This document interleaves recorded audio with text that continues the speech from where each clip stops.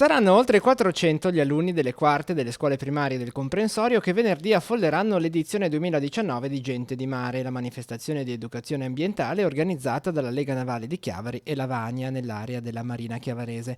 Hanno aderito infatti tutti gli istituti di Chiavari, ma anche quelli di Lavagna, Carasco e Cogorno, insieme per far conoscere le attività legate al mare, il rispetto dell'ambiente e l'importanza del mondo del volontariato. Forse sarà il record di questa manifestazione.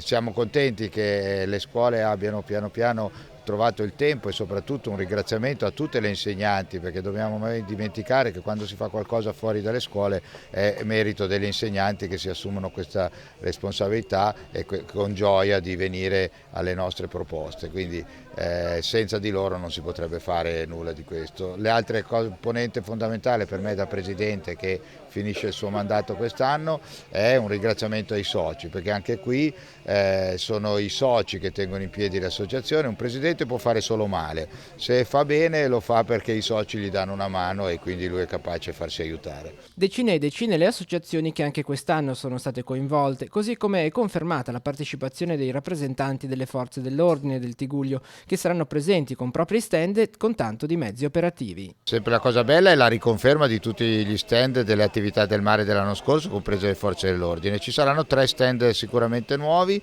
uno è un ritorno che è l'acquario, che mostrerà un po', insegnerà a distinguere i vari tipologie di pinne dei vari delfini metropolitani che ci sono nelle nostre acque. L'altro è il Panathlon, che è per noi molto importante, perché il Panathlon è un po' quello che unisce nello spirito dello sport tutte le attività sportive. E poi c'è sicuramente il WWF, ma soprattutto c'è l'associazione di Greta che con dei suoi rappresentanti sarà presente per quella lotta di difesa dell'ambiente che stanno sviluppando i giovani, e questo è un messaggio per noi non più giovani molto importante.